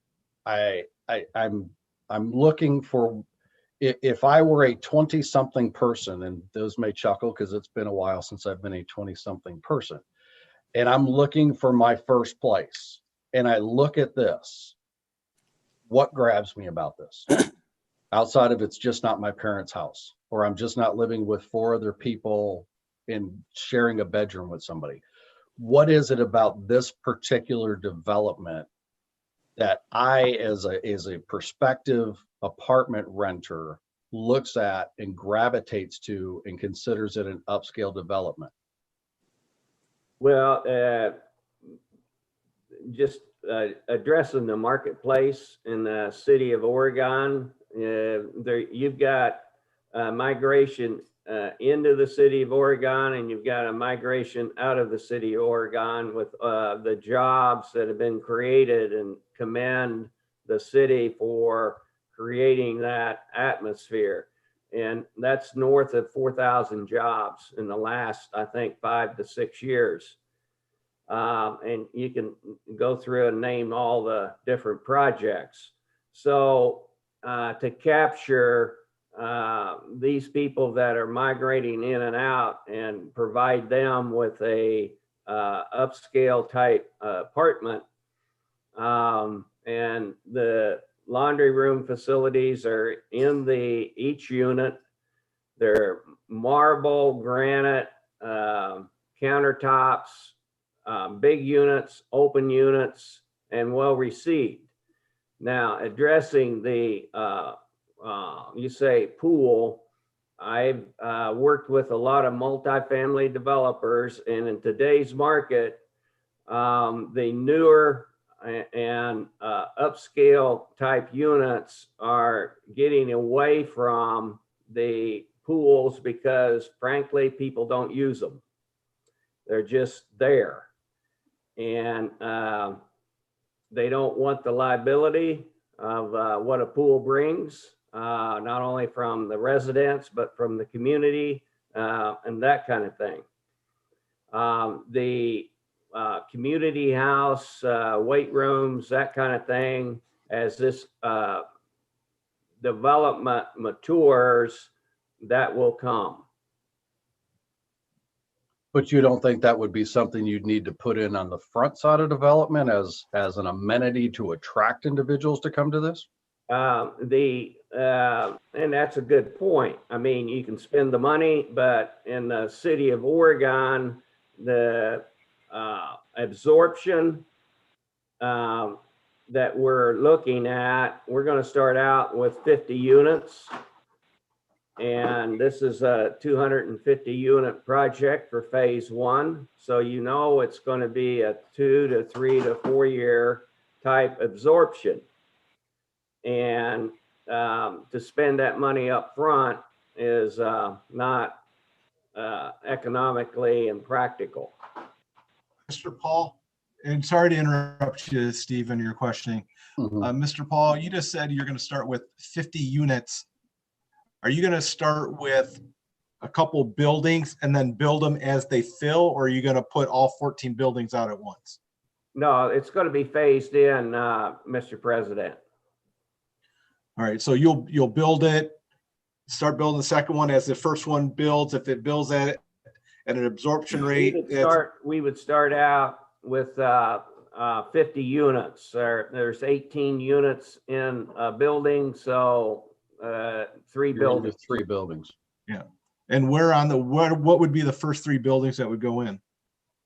I'm guessing on the south side. I don't know that for sure. So, Mr. Paul, just to go through that. We've got to put our infrastructure in. We've got to put, which is a lot. And so I'm guessing those first 3 buildings will be up front where the infrastructure is less costly at the beginning, and then just go on around. Okay, thank you. Mr. Horniak?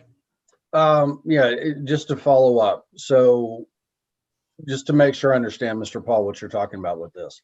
So your initial, I'll say the initial phase of the first phase, if you will, is to build the 3 buildings, and I would assume the same thing. You're going to put it nearest your infrastructure. So I would guess the buildings probably at the southeast corner of this property would be the ones that you would start with. What development of infrastructure are you planning before you start building those apartments? What is the intention there? Is all the infrastructure going in at the onset, or are you looking at building infrastructure that would support only those 3 buildings until those 3 buildings rent and move forward? We would plan that out with the engineers and also with the city to be consistent with to meet our strategy and development goals, but also want to be consistent with what the city wants. But in all fairness, I think we would put and looking at our site plan, the infrastructure would be to the gas pipeline easement and would dead end there. And then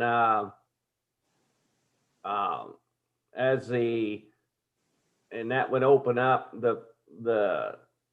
there's 3 buildings on the south, and that would open up 3 buildings on the north, and then carry it on around.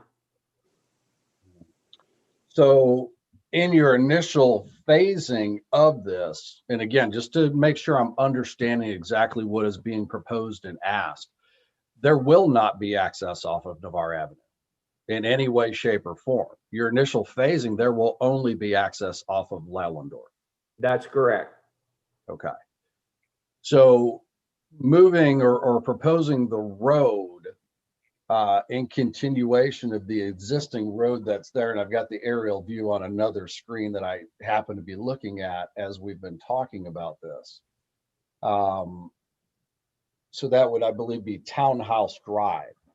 So locating the east-west drive into this facility to line up with Townhouse Drive, which is just for those looking on, that's just to the south of where that proposed detention pond is. Yes, thank you. So coming into that, to your main corridor running through the north and the south of the property, not only isn't feasible for the developers, it's not desirable because they want to start where they can get these 6 buildings. And if they find that the market is not as robust as they think, they will end at that development. Is that fair to say? No, phase 1 will get completed as absorption happens. Mr. President, Mr. Roman. just to comment with Mr. Horniak's questions, I can tell you to build that detention pond, you would need a construction entrance right at that intersection with Townhouse Drive. And when even though you're starting, like Mr. Paul has this wish perhaps to build the east half first of this area, but you got to build the underground utilities, period. And so the very first thing you do would be sanitary sewers, and then you'd run a storm sewer, and you'd run it to that detention pond, and then it would discharge to the storm that's there on Lellendorf. But it makes, I mean, I can tell you from a site plan review, we would push for that road to go out to Townhouse Drive. I can tell you right off the bat, because that'd be your construction entrance for drainage and for a lot of that construction. Mr. Roman, I wanted to ask you a question that ponies up to that then. If we did something at Townhouse, or if the city would desire them to build that in, would you loop that around and then come out at the southern end? And that's what you would ask them to do?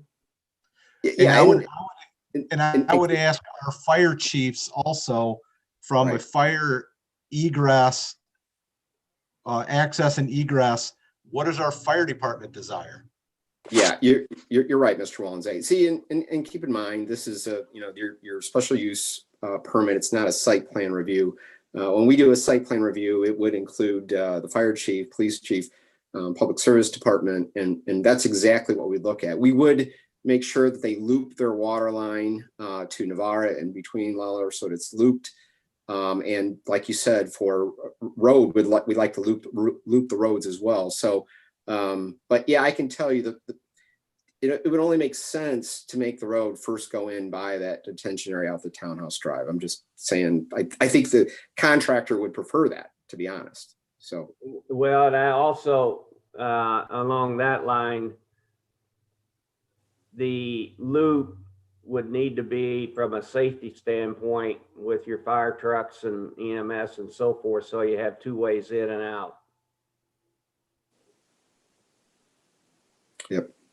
So I guess going back, Mr. Wallensack, I'm sorry to kind of I'm interrupting with you. Steve. Sorry. So if I'm hearing correctly, from a city point of view, from an engineering, safety, streets, everything that we would need to do from infrastructure, our suggestion would be that road comes in from Townhouse, runs to what would be that easement line, turns south down to the road that they originally proposed off of Lellendorf to create that loop.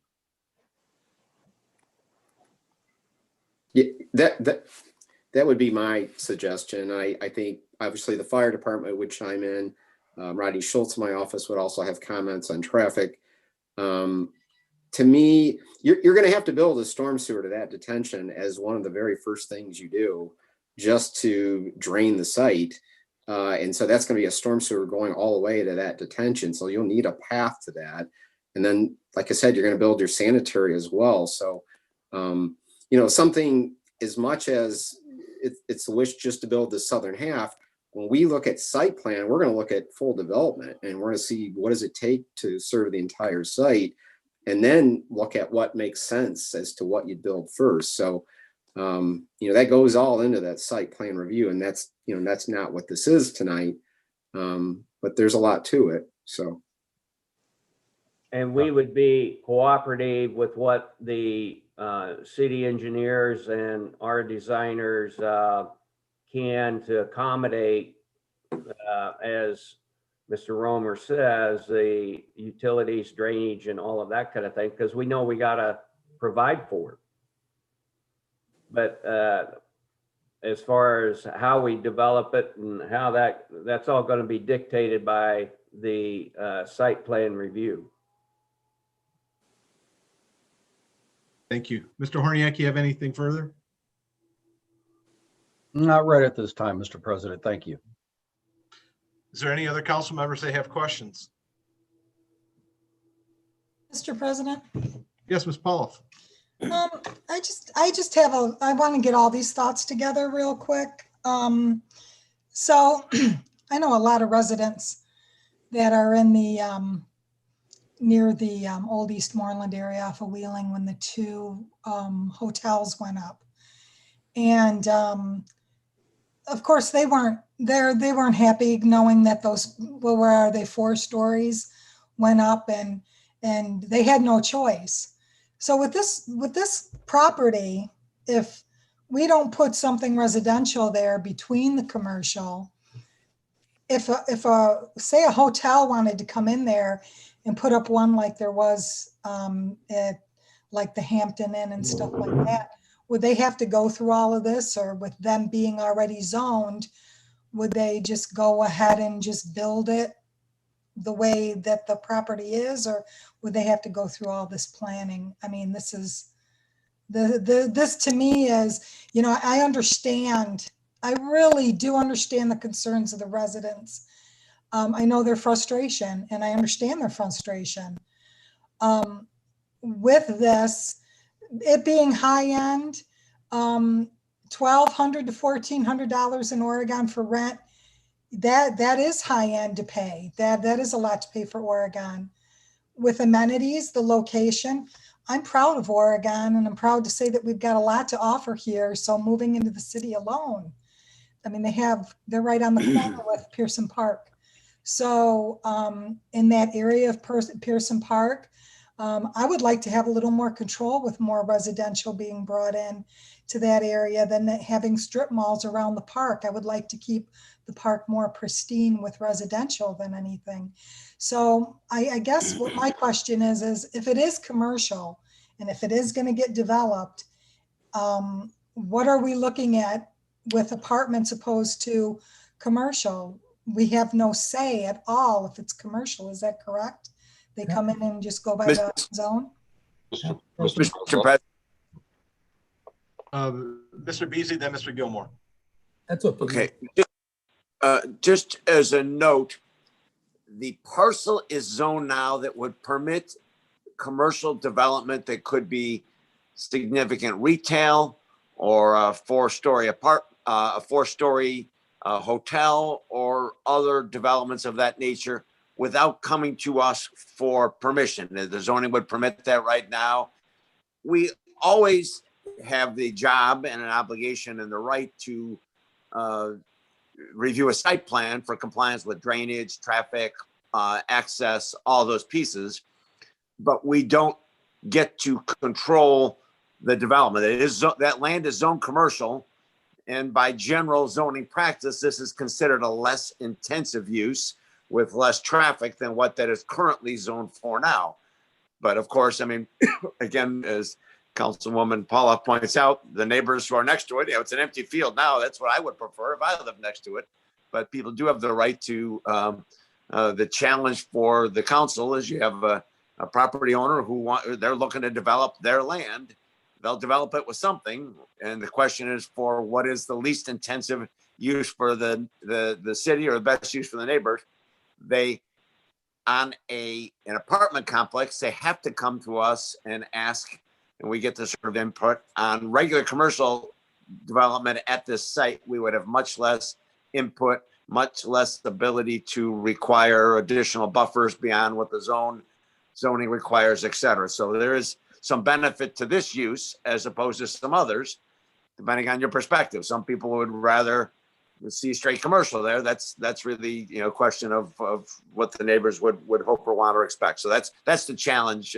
Kathy, you really said it, that we have more ability to shape it as an apartment complex than we would as a straight commercial development, hotel, retail, et cetera. So with that being said, and thank you for that. So no matter what is built on this property, whether it be a big box store, you're still going to have, excuse me, a driveway entrance off of Lauendorf because you want to redirect that traffic to a light. So say, if memory serves, when Home Depot was going in, I don't think it wasn't put up because of a pipeline. How old is that pipeline? How long has that pipeline been there? Because with The pipeline's been there go ahead. much longer than any of us. Okay, so with Home Depot, say Home Depot was going to be there, you would have still a driveway off of Lauendorf. You would still have to have the drainage. You would still have to have a retention for drainage. You would have to have all of that infrastructure just like you would for an apartment complex. Is that correct? That's correct. I will note that there are lots of reasons for neighbors to wonder and be concerned. These are all legitimate questions. There is nothing, drainage will not be a challenge. This will, unless I'm missing something, and Paul Roman can confirm this will actually improve drainage in the area because we can come in and require drainage to take care of everything that's on the site. I'll ask Paul I'll defer to the grown-up engineer on that, but that drainage is not the thing that people should be worrying about. Flooding and drainage, that will be dealt with fine with this. The other questions are all fair game. Paul, Yeah. I don't know if you had. One last thought. I do understand our need for more rooftops to bring in better retail, to bring in better restaurants. But the whole thing is the way that we're going to plan this. And for those to say not in this area, not in this area, well, the landowner is the one that says where it goes. And I personally would hate to say, oh, we're going to say no to this and then have the landowner say, well, you know what, whoever wants it can buy it. So we get a big box store in there that's even worse than if we have it be residential. So I'm trying to look at it by all aspects. The front up by where the commercial is closer to Navarre Avenue, just by having that residential area there, commercial is developed by those who want to open up business. And if they see the need there for, say, let's put a gym there or a certain restaurant there or a certain commercial need there, that's more for development because we have the rooftops to support that business. So looking at it at all aspects, for me, I would not want to see it to be heavy commercial, the whole property, because that would not serve at all for the residents in that area for it to be commercial.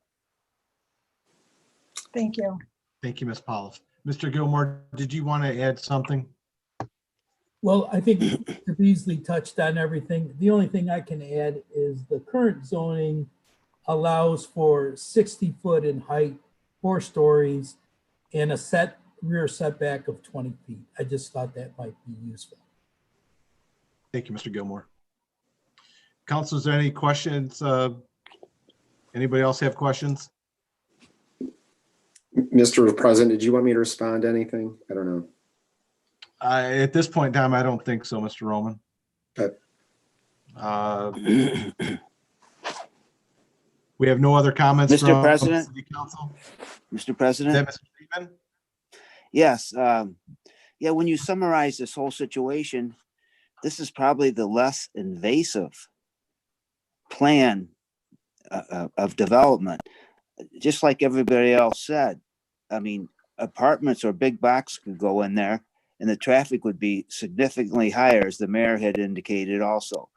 This is the least invasive, and there's a better sense of ownership. I mean, if people live there as opposed to people coming into a big box parking lot and dumping their debris in the parking lot and different things like that. Not to say that can't happen with the apartments, but at least those people live there. They might be more conscientious and take care of the area better than people in a hotel who are extremely transient, or else, like we said, a big box. So that property will have to develop at some point. And this is the least invasive, is what I'm trying to say. Thank you so much. Thank you, Mr. Seaman. Is there anybody else on council that has any comments or questions? Mr. President. Mr. Horniak. Again, I do just want to reiterate my suggestion to Mr. Paul and the owners of the property, should this be approved and go through, I would ask you to look at and reconsider, I'll say, the quality of life experience that the apartment complex could offer. I can tell you, as a father of 3 kids in their 20s, and one of them in an apartments, her second in Columbus, Ohio. I know what she was looking for. I know what people her age are looking for. I think you're going to have some items that you're going to need to add to this to make it more marketable to the public. I understand the front side investment, but I would strongly urge you to convey that fact to the owners, that the more marketable, the more desirable on the front side. It's not just a place to live. They want a place to experience their life. So I think that's a great opportunity. The one piece I would say is to echo what Councilman Polloff and Councilman Seaman said, is in considering this versus a C5 zoned area, just about anything can go in there. Big box, hotels, whatever it might be. This gives us some access of control and manageability to what and how this looks and develops. And the apartment may not be the key most desirable for the neighbors. I think they would probably choose this over a big retail store that is going to bring in the deliveries, the lights, all the things in that nature. So I think there is a reasonable expectation that this is the lesser of 2 evils, if you will, if you live in the area for that itself. The one question I do have, and this is probably for Mr. Gilmore, if I may, what are the special use conditions that I have on this? We increased the setback, we increased the, I'll say the elevation and the landscaping review. What are the other things as special use conditions that are on this as it sits today? Well, as far as you kind of hit the conditions, with the exception, it was mentioned in one of the meetings that they didn't want the garages to the south. Okay, so those were moved up in front. And as you stated, we increased the setback, not the landscaping buffer. We increased the setback from 20 feet to 50 feet to the south. And then they required a 3-foot mound in there for the landscaping 20 foot wide. So I think you hit on most of them. Okay, thank you. That's all I have, Mr. President. Thank you, Mr. Horniak. Last time, council, is there anybody else that has anything? Council, does anybody have any desire to put any stipulations on this SUE above and beyond what the Plan Commission set forth? I know I would have a desire to make sure that a roadway gets looped in at Lollendorf and the Townhouse Road. I'm not sure if that's something that's going to go in when Mr. Roman and the engineering department look at it, but I would like to see that looped in and at least alleviate some of that traffic that would be exiting out at Lollendorf and not shining across the street at the neighboring properties. Mr. Roman, is that something that you guys would address? That's something you guys would desire? Yeah, Mr. President, like I said, I think to build that detention there and to build the drainage to it, you're going to have an access off there. It would only make sense to put a road there. So, and I believe Mr. Paul would accommodate that in his earlier comments. Okay. All right. Mr. President? Mr. Beasley? Yeah, just that's something that could be accomplished through a site plan process. But in terms of just making a record. If you wanted to more cleanly see if you had support for adding that as a condition, that's something that, you know, would again just clarifies the record. I don't think it would hurt because you got to assess you have the support for that. Council, give me an idea. Do you have support by putting that condition on that road gets looped up at the townhouse road? Mr. President. Mr. Zale. Yes, I would agree with that. And I think that loop is important, especially when we started talking about the fire department going in and out of there. I think it's very important. Mr. Horniak, I would agree with that, Mr. President. I would support that 100%. Mr. President? Yes, Mr. Seaman.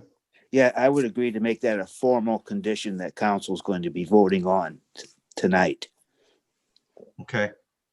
Therefore, I will seek to add an amendment to the Plan Commission's recommendation. approval, their recommendation, and make it a condition that that road gets looped to Townhouse Road next to the Northern Retention Basin. And Ms. Evans, would you please take a roll call of council on that amendment?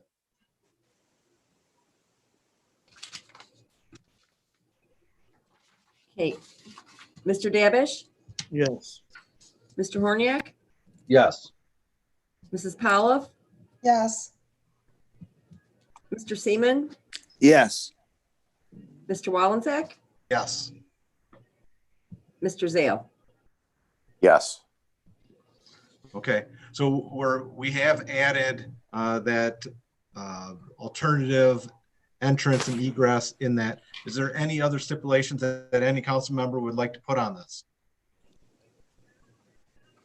Mr. Paul, I will ask you, is there any way that, I know you're at 50 feet. 50 feet's not that far for a 50-foot tall structure outside a residential house. Is there any way that we could push that a little bit further to help accommodate some of the residents? Or is the layout of the development, there's no way that can be done? Well, you can push the easement further north, but that messes up the entryway drive and the overall site plan. And I think with the original 20-foot easement or side yard setback, and we increased that to 50, plus we added a 20-foot landscape with a 3-foot mound to accommodate the residents to the south, I think is adequate. Okay. Councilors, anything further? Any questions, comments, concerns? Mayor, Mr. Beasley, anybody have any further at this point in time? Mr. President. Mayor. Just for the record, even though you passed your amendment to add the condition by the 6 vote that you needed to pass this, you still need to pass it with 6 votes. Oh, so this had this even Because even though we had an amendment, now you have to pass with all 6 votes. Correct. Okay. Okay. Because it's an altered, it altered the decision of the planning commission. So anytime that happens, to pass the legislation, it requires that 75% of the whole council, which is 6 votes. Okay. Thank you. If there's nothing further, I'll assign. Mr. President? Mr. Seaman. You want to put the condition on, do you believe the council members will all vote for it then? Well, we already put the condition on. Well, okay, we could take it off, We- but I we'd think, have- we'd I have like to it. pull It's it. the right thing to do. We'll leave it on. I mean, unless somebody is going to vote no, then That's right. It's a moot point. That's what I want to get to. That's what I'm asking. Okay. Oh, Mr. President, Mr. Zale. is this not an issue with this road that we could address when we look at the site plan more later on? Yes. Instead of having to have inserted this in tonight? We can. That's why I asked if we had a desire to add it. This Yeah, is something that I want to add it, but this could be addressed outside of the legislation. That is correct. Okay. This gives it a little more teeth, Mr. President. And I would have to pull my amendment from that at this point in time. If that's the desire of council. You know, Mayor, you help me out here. Do I just pull Okay. it? Or do we have to? Well, no, you Wait a don't, minute. you don't have that authority to pull it. You would have to vote it back out. Yes. But understand. it take a little consensus. If everybody's planning to still vote for it, it's fine to leave in there. Right. You know, so if there's somebody who's got a question of voting for passage, then by all means, if you want it to still pass, it's up to you. Unless it would be a sneaky way for somebody to vote for it and then vote against it to fail the ordinance. But you know, that's what you gotta come up with a consensus. If you got 6 votes to pass, Well, I'll do this. I will do this. is anybody? I will- Yeah, you could ask anybody if they're I will ask Miss Evans. I will pull that amendment. Miss Evans, we take a roll call of council on pulling that amendment because that will give people the option if they so choose. Would you take a vote of council Well, you have to get to somebody to second it then. somebody willing to second that? Second. Second by Mr. Davish. Mr. President, Mr. Seaman? do you want this pulled at this time? Is that what you're saying? I had a motion and Mr. Davish just seconded it. Yep. Okay, So you're all right. voting to pull the amendment. Okay. Ms. Evans?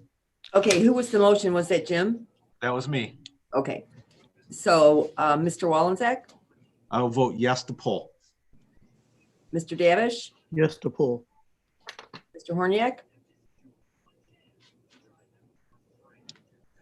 I'm sorry, yes to pull. Mrs. Powell, Yes to pull. Mr. Seaman, Yes. Mr. Zale. Yes. Okay. There's no other comments. Mr. President, Mayor? I'd say you're fairly safe, even though you pulled that, because Mr. Roman, by all likelihood, will require that in the site plan. And that is what I'm banking on.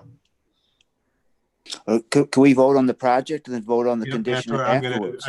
I gotta assign it a number and have Miss Evans read it into the record. If there's no further questions, I'll assign item number 8 of 2020 with ordinance number 8 of 2020 and ask Miss Evans to read it into the record. Miss Evans. Now I just have to find it.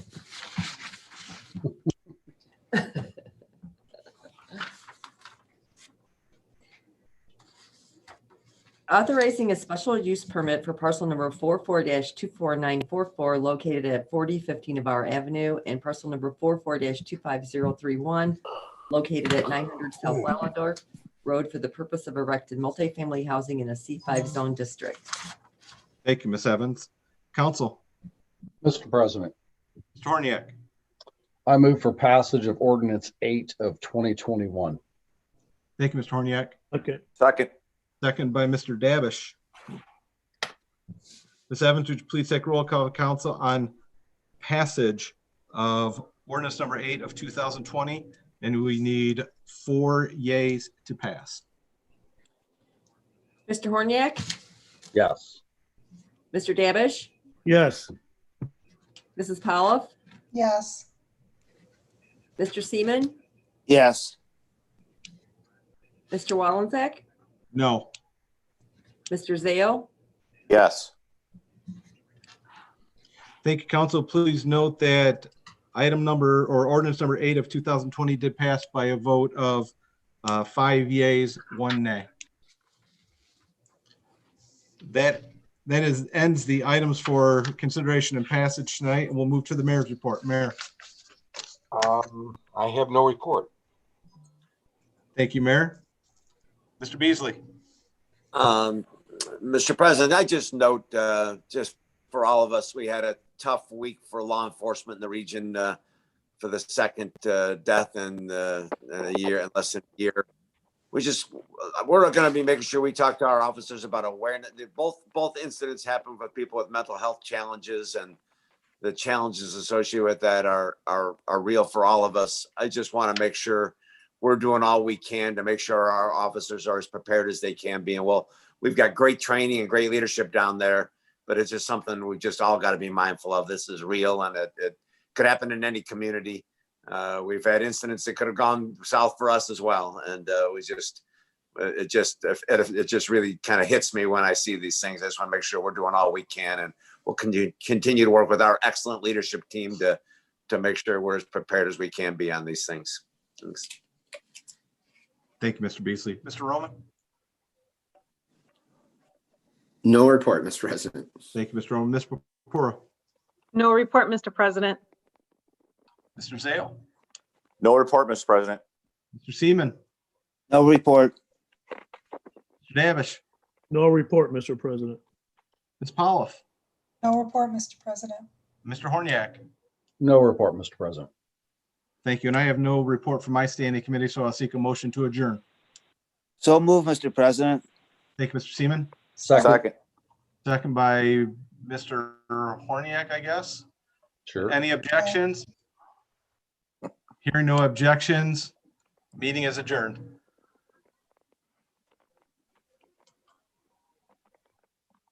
Night all. Thanks.